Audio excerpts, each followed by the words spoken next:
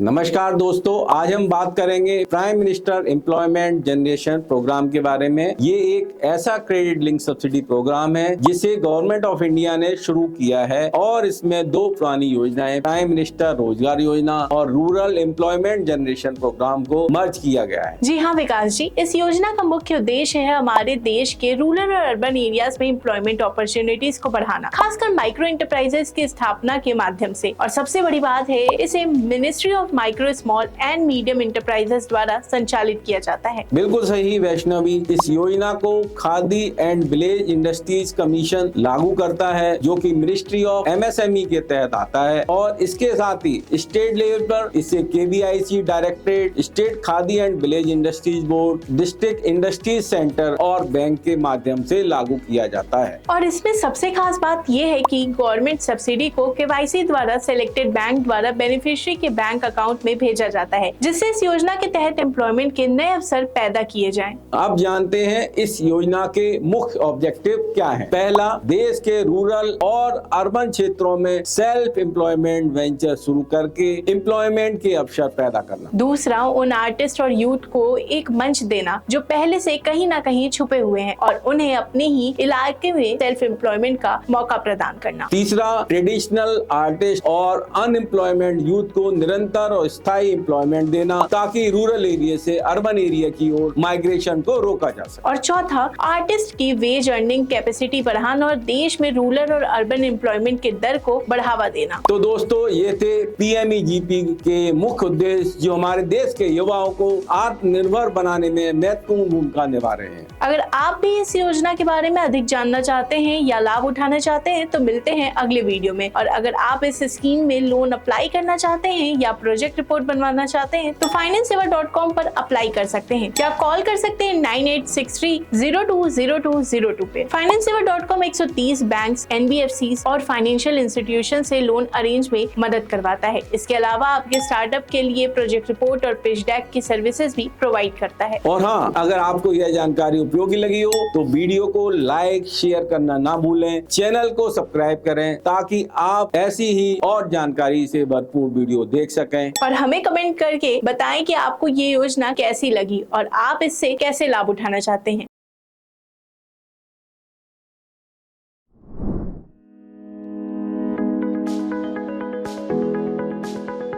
आज के इस वीडियो में हम बात करेंगे गवर्नमेंट सब्सिडी स्कीम के बारे में जो कि प्राइम मिनिस्टर एम्प्लॉयमेंट स्कीम के अंदर न्यू बिजनेस को सेटअप पर मिलती है। ये सब्सिडी 15% से लेकर 35% प्रोजेक्ट कॉस्ट पर मिलती है। अब इसे डिटेल में समझते हैं। सबसे पहले जनरल कैटेगरी के बेनिफिशियरी के बारे में समझते हैं। अगर आपका प्रोजेक्ट अर्बन एरिया में है तो उन्हें प्रोजेक्ट कॉस्ट का 10% कंट्रीब्यूशन देना होगा और उन्हें 15% की सब्सिडी मिलेगी। वहीं रूरल एरिया के लिए ये सब्सिडी 25% होगी। इसको कुछ एग्जाम्पल से समझते हैं। एग्जाम्पल नंबर 1, मान लीजिए राकेश एक रूरल एरिया में छोटा बिजनेस खोलना चाहता है। राकेश जनरल कैटेगरी से बिलोंग करता है। उसने 10 लाख का प्रोजेक्ट प्लान किया है। इस स्कीम के तहत राकेश को केवल 10% प्रमोटर कंट्रीब्यूशन देना होगा, यानी उसे 1 लाख रुपए खुद से लगाने होंगे। बाकी का पैसा बैंक से लोन के रूप में मिलेगा। इसके साथ ही उसे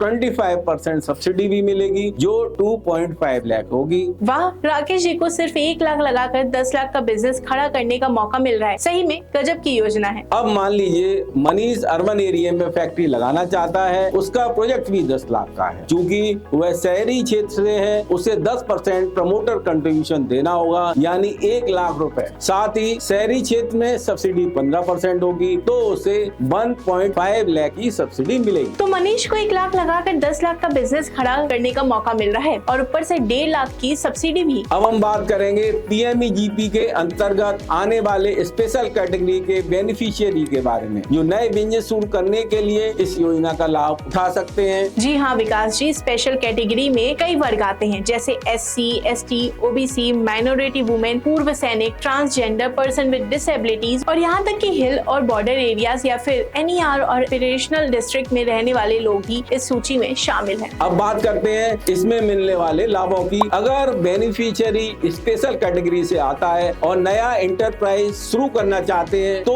बेनिफिशियरी को प्रोजेक्ट कॉस्ट का केवल 5% ही खुद से योगदान देना होगा। सिर्फ 5%? ये तो काफी बढ़िया है। और अगर हम सब्सिडी की बात करें तो इसके तहत बेनिफिशियरी को अर्बन एरियाज में प्रोजेक्ट कॉस्ट का 25% और रूरल एरिया में 35% तक की सब्सिडी मिल जाती है। रूरल एरिया वालों के लिए तो ये सबसे फायदेमंद है। बिल्कुल, पीएमईजीपी का यह मकसद है कि ज्यादा से ज्यादा लोग इसका खुद का व्यवसाय शुरू कर सकें और आत्मनिर्भर बन सकें। खासकर उन वर्गों के लिए जो किसी कारणवश पीछे रह गए हैं, उन्हें आगे बढ़ने का एक बेहतरीन मौका मिलता है। अब इसे कुछ एग्जाम्पल से समझते हैं। मान लीजिए रामू जो अनुसूचित जाति से है, एक छोटे स्केल का मैन्युफैक्चरिंग बिजनेस शुरू करना चाहता है जिसका प्रोजेक्ट कॉस्ट 10 लाख रुपए है। चूंकि रामू ग्रामीण क्षेत्र में है और एससी कैटेगरी से आता है, उसे सिर्फ 5% प्रमोटर कंट्रीब्यूशन देना होगा, यानी 50,000 रुपए। साथ ही उसे 35% की सब्सिडी मिलेगी जो 3.5 लाख की होगी। वाह रामू जी, 50,000 लगाकर आपको 10 लाख का बिजनेस खड़ा करने का मौका मिल रहा है और ऊपर से 3.5 लाख का सब्सिडी। ऐसा मौका बार बार नहीं मिलता। अब कल्पना कीजिए कि सीमा जो ओबीसी कैटेगरी से है, एक बुटीक खोलना चाहती है। उनका प्रोजेक्ट कॉस्ट 5 लाख है और वह शहरी क्षेत्र में रहती है, इसलिए उसे केवल 5% प्रमोटर कंट्रीब्यूशन देना होगा, यानी 25,000 ओनली। इसके साथ उसे 25% की सब्सिडी मिलेगी जो 1.25 लाख होगी। सीमा को तो 25,000 लगाकर 5 लाख का बुटीक मिल रहा है और साथ में 1.5 लाख की सब्सिडी। लगता है बुटीक के साथ बोनस भी मिल रहा है। मैं भी कुछ बिजनेस स्टार्ट करती हूँ। सोचिए कि रीना जो एक महिला उद्यमी और बॉर्डर एरिया में रहती हैं, एग्रो बेस्ड बिजनेस शुरू करना चाहती हैं। उनका प्रोजेक्ट 8 लाख का है। क्योंकि वह ग्रामीण क्षेत्र से हैं, उन्हें केवल 5% प्रमोटर कंट्रीब्यूशन देना होगा, यानी 40,000 रुपए। इसके अलावा उन्हें 35% की सब्सिडी मिलेगी जो 2.5 लाख होगी। रानी जी को तो सिर्फ 40,000 लगाकर 8 लाख का बिजनेस शुरू करने का सुनहरा मौका मिल रहा है और ऊपर से 2,80,000 की सब्सिडी। सच में महिलाओं के लिए तो ये स्कीम एकदम धांसू है। मान लीजिए कि अजय जो पूर्व सैनिक है, शहरी क्षेत्र में एक सर्विस सेंटर खोलना चाहते हैं। उनका प्रोजेक्ट कॉस्ट 12 लाख रुपए है, यानी वह शहर क्षेत्र में है और स्पेशल कैटेगरी के तहत आते हैं। उन्हें सिर्फ 5% प्रमोटर कंट्रीब्यूशन देना होगा, यानी 60,000 रुपए। इसके अलावा उन्हें 25% की सब्सिडी मिलेगी जो 3 लाख रुपए की होगी। अजय जी तो सिर्फ 60,000 लगाकर 12 लाख का बिजनेस खोलने वाले हैं और 3 लाख की सब्सिडी भी मिल रही है। इसे कहते हैं सही में रिटायरमेंट के बाद का बेस्ट प्लान। देखिए, अगर कोई मैन्युफैक्चरिंग यूनिट लगाने की सोच रहा है तो पीएमईजीपी योजना के तहत 50 लाख रुपए तक की लागत वाली परियोजनाओं के लिए मार्जिन मनी सब्सिडी मिल सकती है। इसी तरह बिजनेस या सर्विस सेक्टर में 20 लाख रुपए तक के प्रोजेक्ट पर सब्सिडी मिलती है। मतलब अगर आपका प्रोजेक्ट 50 लाख से कम है तो सब्सिडी मिल जाएगी, लेकिन अगर ये लागत ज्यादा हो गई तो बैंक आपका दोस्त है। बिल्कुल सही। अगर आपके मैन्युफैक्चरिंग प्रोजेक्ट की लागत 50 लाख रुपए से ऊपर चली जाती है या सर्विस सेक्टर में 20 लाख रुपए से ज्यादा होती है तो बैंक को आपको अतिरिक्त लोन दे सकता है, लेकिन ध्यान रहे इस हिस्से पर कोई गवर्नमेंट सब्सिडी नहीं मिलेगी। तो अगर आपके सपने बड़े हैं तो बैंक से सपोर्ट जरूर मिलेगा, बस सब्सिडी सिर्फ 50 लाख और 20 लाख तक के प्रोजेक्ट कॉस्ट तक लिमिट में रहेगी। हाँ, और जो भी अतिरिक्त फंडिंग चाहिए वो बैंक से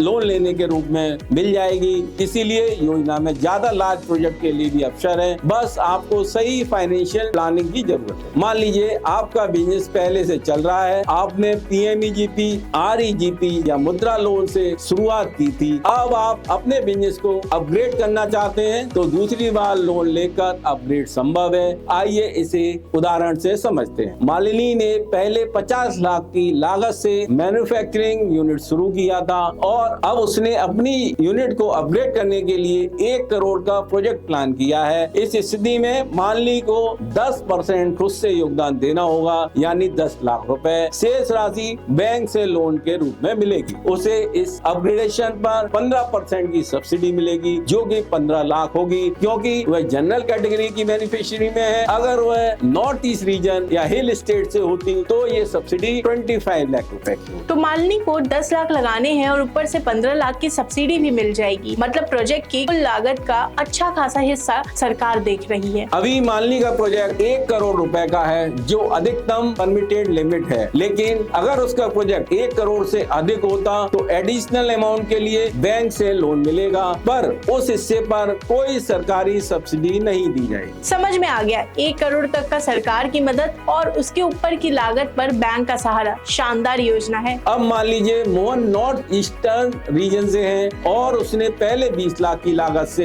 एक सर्विस यूनिट लगाई थी। अब वह इसे अपग्रेड करना चाहता है और उसका न्यू प्रोजेक्ट 25 लाख रुपए का है। मोहन को 10% खुद से योगदान देना होगा, यानी 2.5 लाख रुपए। बाकी की राशि बैंक से लोन के रूप में मिलेगी। चूंकि वह नॉर्थ ईस्ट रीजन से आता है, उसे 20% सब्सिडी मिलेगी जो 5 लाख रुपए की होगी। अगर वह जनरल एरिया से होता तो सब्सिडी 3.75 लाख तक सीमित रहती। तो मोहन भाई को सिर्फ 2.5 लाख लगाने हैं और 5 लाख की सब्सिडी मिल रही है, मतलब अपग्रेडेशन बिना ज्यादा बोझ के हो रहा है। वाह। और अगर मोहन का प्रोजेक्ट 25 लाख से अधिक होता तो उसे अतिरिक्त राशि के लिए बैंक से लोन मिल सकता है, लेकिन उस हिस्से पर कोई सब्सिडी नहीं मिली। तो कुल मिला के PMEGP के तहत अपग्रेडेशन करवाना तो फायदे का सौदा है। बस प्रोजेक्ट की सीमा का ध्यान रखना होगा और बाकी का काम बैंक देख लेगा। अब कल्पना कीजिए अनुज जो हिली एरिया से हैं, अपनी मैन्युफैक्चरिंग यूनिट को अपग्रेड करना चाहते हैं। उनका नया प्रोजेक्ट 1 करोड़ का है। अनुज को 10% प्रमोटर कंट्रीब्यूशन देना होगा, यानी 10 लाख रुपए। चूंकि वह हिली एरिया स्टेट से हैं, उसे 20% की सब्सिडी मिलेगी, यानी 20 लाख रुपए। बाकी राशि बैंक से लोन के रूप में मिलेगी। तो अनुज भाई को तो सिर्फ 10 लाख लगाने हैं और ऊपर से 20 लाख की सब्सिडी मिल रही है। सच में हिली एरियाज के लिए ये योजना बहुत ही फायदेमंद है। हाँ, और अगर अनुज का प्रोजेक्ट 1 करोड़ से ऊपर चला जाए तो अतिरिक्त राशि के लिए बैंक लोन तो देगा, पर उस पर कोई सब्सिडी नहीं मिलेगी। तो दोस्तों, अपग्रेडेशन की योजना में PMEGP आपको भरपूर मदद कर रहा है। बस प्रोजेक्ट की सीमा का ध्यान रखें और बैंक से जुड़कर अपनी बिजनेस को नई ऊंचाइयों पर ले जाइए। और हाँ, कुल परियोजना लागत का शेष हिस्सा बैंकों के माध्यम से टर्म लोन के रूप में दिया जाएगा। तो कुल मिलाकर ये योजना आपके लिए फाइनेंशियल सपोर्ट का एक बेहतरीन अवसर है। तो दोस्तों, अब आप एक माइक्रो एंटरप्राइजेस शुरू करने का सपना देख रहे हैं तो PMEGP योजना आपके लिए एक सुनहरा अवसर साबित हो सकता है। अगर आप इस योजना के बारे में अधिक जानना चाहते हैं या लाभ उठाना चाहते हैं तो मिलते हैं अगली वीडियो में। और अगर आप इस स्कीम में लोन अप्लाई करना चाहते हैं या प्रोजेक्ट रिपोर्ट बनवाना चाहते हैं तो financesaver.com पर अप्लाई कर सकते हैं या कॉल कर सकते हैं 9863020202 पे। financesaver.com 130 से ज्यादा बैंक, NBFCs और फाइनेंशियल इंस्टीट्यूशन से लोन अरेंज करवाने में मदद करता है। इसके अलावा आपके स्टार्टअप के लिए प्रोजेक्ट रिपोर्ट और पिच डेक की सर्विसेज भी प्रोवाइड करता है।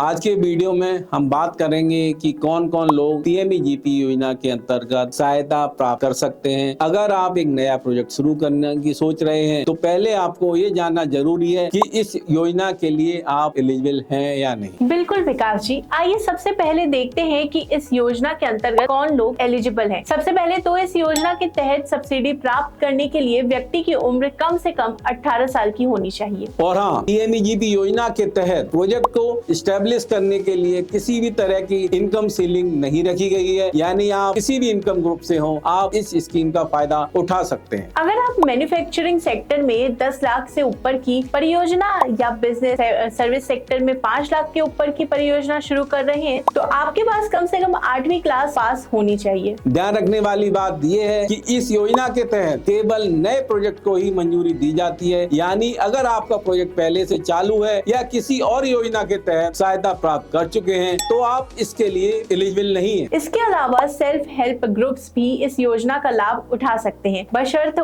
उन्होंने किसी अन्य योजना के तहत पहले से कोई लाभ ना उठाया हो। साथ ही सोसाइटी रजिस्ट्रेशन एक्ट 1860 के तहत रजिस्टर्ड संस्थाएं, प्रोडक्शन कोऑपरेटिव सोसाइटी और चैरिटेबल ट्रस्ट भी इस योजना के लिए एलिजिबल है। लेकिन याद रखें, अगर आपने PMRY, REGP या किसी अन्य योजना के तहत पहले से कोई सहायता प्राप्त की है तो आप इस योजना के लिए पात्र नहीं हैं। तो दोस्तों, ये थी PMEGP योजना के तहत सहायता प्राप्त करने के लिए शर्तें। अगर आप इन शर्तों को पूरा करते हैं तो आप इस योजना के तहत अपनी माइक्रो एंटरप्राइजेस शुरू कर सकते हैं। अगर आप इस योजना के बारे में अधिक जानना चाहते हैं या लाभ उठाना चाहते हैं तो मिलते हैं अगले वीडियो में। और अगर आप इस स्कीम में लोन अप्लाई करना चाहते हैं या प्रोजेक्ट रिपोर्ट बनवाना चाहते हैं तो financesaver.com पर अप्लाई कर सकते हैं या कॉल कर सकते हैं 9863 9663020202 पे। FinanceSeva.com 130 बैंक्स, NBFCs और फाइनेंशियल इंस्टीट्यूशन से लोन अरेंज करवाने में मदद करती है। इसके अलावा आपके स्टार्टअप के लिए प्रोजेक्ट रिपोर्ट और पिच डेक की सर्विसेज भी प्रोवाइड करती है। धन्यवाद। और इस वीडियो को लाइक और शेयर करना ना भूलें।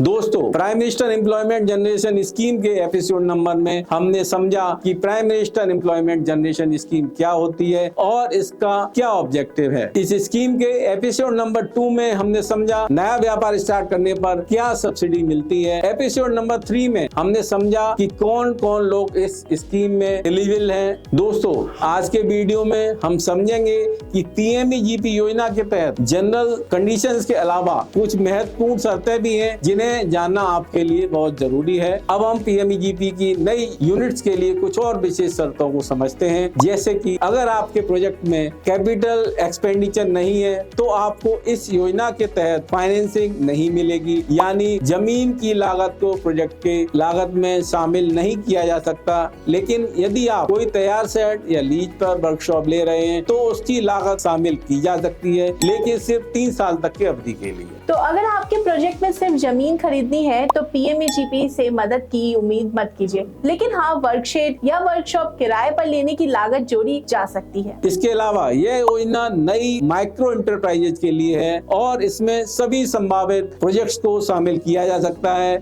जब तक कि वे स्थानीय सरकार द्वारा पर्यावरण या सामाजिक आर्थिक कारणों की वजह से प्रतिबंधित न हो। मतलब अगर आप जहरीली गैसों की फैक्ट्री खोलना चाहते हैं तो सरकार आपको रोक सकती है। बिल्कुल सही। और इसके साथ ही निगेटिव लिस्ट में बताए गए प्रोजेक्ट भी पीएमईजीपी के तहत फाइनेंशियल असिस्टेंस नहीं ले सकते। अब मान लीजिए कि अरुण नॉर्थ ईस्ट क्षेत्र से हैं और वे एक रिटेल आउटलेट खोलना चाहते हैं, यहाँ वे खादी के उत्पाद और गांव के उद्योगों द्वारा बनाए गए सामान बेचेंगे। क्योंकि यह नॉर्थ ईस्ट रीजन क्षेत्र में है और खादी व गांव उद्योगों से जुड़े उत्पादों की बिक्री हो रही है, तो उनका प्रोजेक्ट पीएमईजीपी के तहत फाइनेंसिंग के लिए एलिजिबल होगा। लेकिन ध्यान रहे, उनका प्रोजेक्ट अधिकतम 20 लाख रुपए तक का हो सकता है। मतलब अरुण भाई को न सिर्फ योजना का फायदा मिल रहा है, बल्कि वे खादी और गांव के उत्पादों को बढ़ावा देकर वोकल फॉर लोकल का भी मिसाल पेश कर रहे हैं। और एक साल में एक राज्य में सिर्फ 10% फाइनेंशियल आवंटन ही बिजनेस गतिविधियों के लिए इस्तेमाल किया जा सकता है, तो यहाँ भी एक सीमा है। मान लीजिए सीमा एक रिटेल आउटलेट खोलना चाहती हैं, लेकिन वह केवल बिक्री के लिए नहीं बल्कि उनके खुद के मैन्युफैक्चरिंग यूनिट से बने उत्पादों की बिक्री के लिए होगा। इस स्थिति में उनका प्रोजेक्ट भी पीएमईजीपी के तहत फाइनेंसिंग के लिए एलिजिबल होगा, क्योंकि ये व्यापार गतिविधियों के साथ मैन्युफैक्चरिंग भी जुड़ी हुई है। सीमा को तो डबल फायदा मिल रहा है, वे प्रोडक्शन भी कर रही है और साथ ही अपने उत्पादों की खुद बिक्री भी कर रही है। मतलब made by Seema, sold by Seema. इसकी एक महत्वपूर्ण शर्त यह है कि एक ही परिवार से सिर्फ एक व्यक्ति को ही पीएमईजीपी के तहत वित्तीय सहायता मिल सकती है। परिवार में आप और आपकी पत्नी शामिल हैं। उदाहरण के तौर पर अगर राहुल को पहले से इस योजना के तहत फंड मिला हुआ है तो उनकी पत्नी या परिवार का कोई अन्य सदस्य इस योजना के तहत फिर से फंडिंग नहीं ले सकता। तो भैया पहले प्लान कर लो कि कौन आवेदन करेगा, नहीं तो बाद में मैं करता तू करती का झगड़ा हो सकता है। मान लीजिए कि निखिल एक मैन्युफैक्चरिंग यूनिट शुरू करना चाहते हैं, लेकिन उनके पास खुद की जमीन नहीं है। ऐसे में निखिल एक किराए पर लिए गए वर्कशॉप में अपनी यूनिट लगा सकते हैं। वह इस वर्कशॉप की लागत को प्रोजेक्ट की लागत में शामिल कर सकते हैं, लेकिन ध्यान रहे कि यह लागत अधिकतम 3 इयर्स के लिए ही मानी जाएगी। तो निखिल भैया जमीन मत खरीदो, किराए पर शेड लो और बिजनेस शुरू करो। पीएमईजीपी तुम्हारे साथ है। तो दोस्तों, ये थी पीएमईजीपी योजना के तहत सहायता प्राप्त करने की अन्य प्रमुख शर्तें। अगर आप इन शर्तों को पूरा करते हैं तो इस योजना का लाभ उठाकर अपने माइक्रो इंटरप्राइजेज की शुरुआत कर सकते हैं। अगर आप इस योजना के बारे में अधिक जानना चाहते हैं या लाभ उठाना चाहते हैं तो मिलते हैं अगले वीडियो में। और अगर आप इस स्कीम में लोन अप्लाई करना चाहते हैं या प्रोजेक्ट रिपोर्ट बनवाना चाहते हैं तो FinanceSeva.com पर अप्लाई कर सकते हैं या कॉल कर सकते हैं 9863020202 पे। FinanceSeva.com 130 बैंक्स, NBFCs और फाइनेंशियल इंस्टीट्यूशन से लोन अरेंज करने में मदद करता है। इसके अलावा आपके स्टार्टअप के लिए प्रोजेक्ट रिपोर्ट और पिच डेक की सर्विसेज भी प्रोवाइड करता है। और इस वीडियो को लाइक और शेयर करना ना भूलें। धन्यवाद।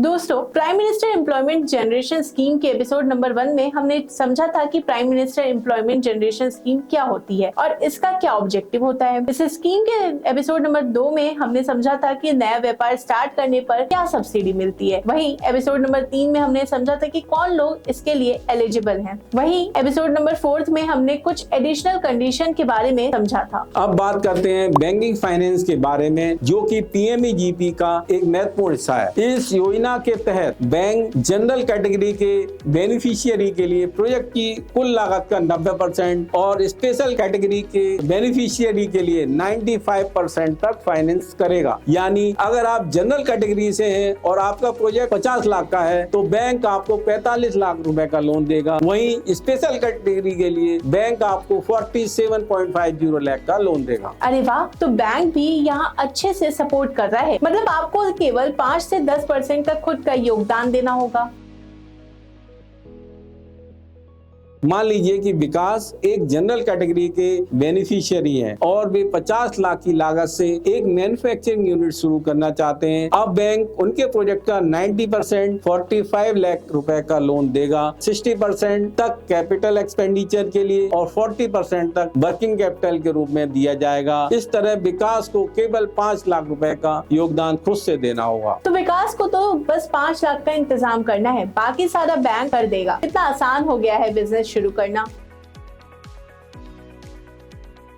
अब मान लीजिए सीमा एक स्पेशल कैटेगरी की बेनिफिशियरी है और वह सर्विस सेक्टर में एक यूनिट खोलना चाहती हैं। उनका प्रोजेक्ट लागत 20 लाख रुपए है। इस स्थिति में बैंक सीमा को उनके प्रोजेक्ट का 95% यानी 19 लाख का लोन देगा। सर्विस सेक्टर में वर्किंग कैपिटल की अधिकतम लिमिट 60% हो सकती है। सीमा को केवल 1 लाख का खुद से योगदान देना होगा। बैंक और सरकार का इतना बड़ा समर्थन तो बिजनेस में तो बस उड़ान भरती है।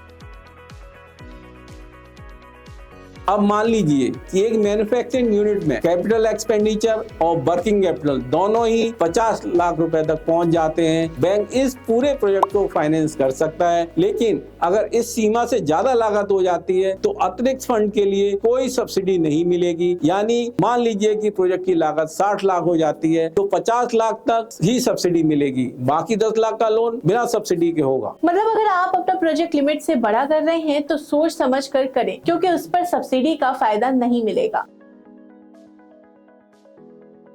अब एक और खास बात, अगर 3 साल के बाद यह पाया जाता है कि आपकी मैन्युफैक्चरिंग यूनिट ने उतना कैपिटल एक्सपेंडिचर और वर्किंग कैपिटल खर्च नहीं किया जितना कि बैंक ने आपको लोन के रूप में दिया था, तो उस स्थिति में आपको शेष राशि के अनुसार मार्जिन मनी सब्सिडी को KBIC को वापस करना होगा। तो भैया जितना पैसा मिला है उतना खर्च भी करो, नहीं तो बाकी सब्सिडी वापस करनी पड़ेगी। ये तो पैसा हुआ जैसे जेब में पैसा रख कर घूमना लेकिन खर्च ना करना। बिल्कुल सही, और इसीलिए प्रोजेक्ट को सही तरह से प्लान और मैनेज करना बहुत जरूरी है ताकि आप पूरे फंड का सही इस्तेमाल कर पाएं। अब बात करते हैं इंटरेस्ट रेट और रिपेमेंट की। बैंक सामान्य ब्याज दर चार्ज करेगा और रिपेमेंट शेड्यूल 3 साल से लेकर 7 साल के बीच हो सकता है। इसके अलावा RBI ने बैंकों को निर्देश दिया है PMEGP के तहत आने वाले प्रोजेक्ट को प्राथमिकता दी जाए। मतलब आपको शुरुआत में थोड़ी राहत मिल सकती है और 3 से 7 साल में आप आराम से अपने लोन का प्रीपेमेंट कर सकते हैं। और बैंकों को भी इस योजना को प्राथमिकता देनी है ताकि आपकी फंडिंग आसानी से हो सके। अगर आप इस योजना के बारे में अधिक जानना चाहते हैं या लाभ उठाना चाहते हैं तो मिलते हैं अगले वीडियो में। और अगर आप इस स्कीम में लोन अप्लाई करना चाहते हैं या प्रोजेक्ट रिपोर्ट बनवाना चाहते हैं तो FinanceSeva.com पर अप्लाई कर सकते हैं या कॉल कर सकते हैं 9863020202 पे। FinanceSeva.com 130 बैंक्स, NBFCs और फाइनेंशियल इंस्टीट्यूशन से लोन अरेंज करवाने में मदद करती है। इसके अलावा आपके स्टार्टअप के लिए प्रोजेक्ट रिपोर्ट और पिच डेक की सर्विसेज भी प्रोवाइड करती है। और इस वीडियो को लाइक और शेयर करना ना भूलें।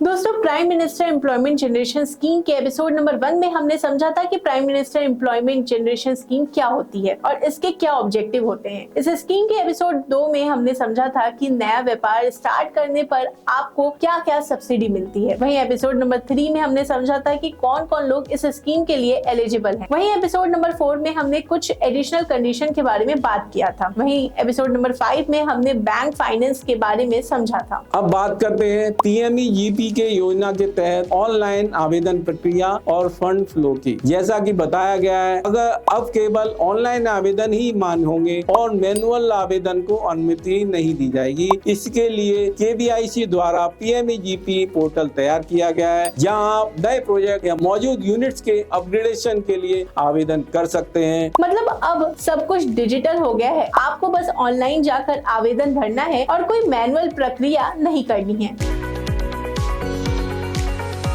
जब आप PMEGP पोर्टल पर आवेदन करेंगे तो सबसे पहले आपको अपना रजिस्ट्रेशन कराना होगा। इसके बाद आपको एक यूजर ID और पासवर्ड मिलेगा, जिसका उपयोग आप अपने आवेदन की स्थिति ट्रैक करने के लिए कर सकते हैं। इसके अलावा आधार नंबर का वेरिफिकेशन भी अनिवार्य होगा। अगर किसी व्यक्ति के पास आधार नहीं है तो उन्हें आधार के लिए आवेदन करना होगा या अपने वैकल्पिक डॉक्यूमेंट जैसे पैन कार्ड देना होगा। अरे वाह, मतलब सब कुछ ऑनलाइन और आसानी से हो रहा है। आधार से जोड़कर ये प्रक्रिया और भी सुरक्षित हो गई है। आवेदन के दौरान आपको आवश्यक डॉक्यूमेंट जैसे जाति प्रमाण पत्र, विशेष श्रेणी प्रमाण पत्र, ग्रामीण क्षेत्र प्रमाण पत्र, प्रोजेक्ट रिपोर्ट और एजुकेशनल सर्टिफिकेट अपलोड करने होंगे। आवेदन पूरा करने के बाद आपको एक सेल्फ असेसमेंट स्कोर मिलेगा, जो आपकी जानकारी के आधार पर होगा। इसके बाद आवेदन फाइनल सबमिट करके आपको एक यूनिक एप्लीकेशन ID मिलेगी, जिसके जरिए आप अपने आवेदन की स्थिति को ट्रैक कर सकते हैं। तो ये स्कोर कार्ड की तरह हुआ, जहां आप खुद को देख सकते हैं कि आपने कितनी जानकारी सही भरी है, और फिर यूनिक ID के साथ आपका सफर शुरू हो जाता है। अगर आप अपग्रेडेशन के लिए आवेदन कर रहे हैं तो आपको कुछ अतिरिक्त डॉक्यूमेंट सबमिट करने होंगे। ये प्रक्रिया भी पूरी तरह से ऑनलाइन है। सब कुछ सही से अपलोड करने के बाद आपकी फाइल को संबंधित एजेंसी को इलेक्ट्रॉनिक रूप से भेजा जाएगा। यानी आपको अपग्रेडेशन के लिए कहीं जाने की जरूरत नहीं है, सब कुछ ऑनलाइन हो जाएगा, बस सही डॉक्यूमेंट और जानकारी देना होगा। आवेदन की अंतिम सबमिशन के बाद आप अपनी एप्लीकेशन ID के जरिए अपने आवेदन की स्थिति ऑनलाइन ट्रैक कर सकते हैं। इसके साथ ही आप अपनी सबमिशन का एक एक्नॉलेजमेंट डाउनलोड कर सकते हैं, जो यह प्रमाण होगा कि आपने आवेदन जमा कर दिया है। और ये एक्नॉलेजमेंट आपके लिए बहुत जरूरी है, ताकि आप यह साबित कर सके कि आपने आवेदन कर दिया है। इस तरह PMEGP योजना का पूरा आवेदन फंड फ्लो अब पूरी तरह से ऑनलाइन है, जिससे न केवल ट्रांसपेरेंसी बढ़ी है, बल्कि पूरी प्रक्रिया को आसान और तेज भी बना दिया गया है। अगर आप इस योजना के बारे में अधिक जानना चाहते हैं या लाभ उठाना चाहते हैं तो मिलते हैं अगले वीडियो में। और अगर आप इस स्कीम में लोन अप्लाई करना चाहते हैं या प्रोजेक्ट रिपोर्ट बनवाना चाहते हैं तो financesaver.com पर अप्लाई कर सकते हैं या कॉल कर सकते हैं 9863020202 पे। financesaver.com 130 बैंक, NBFCs और फाइनेंशियल इंस्टीट्यूशंस लोन अरेंज में मदद करता है। इसके अलावा आपके स्टार्टअप के लिए प्रोजेक्ट रिपोर्ट और पिच डेक की सर्विसेज भी प्रोवाइड करता है। और इस वीडियो को लाइक और शेयर करना ना भूलें।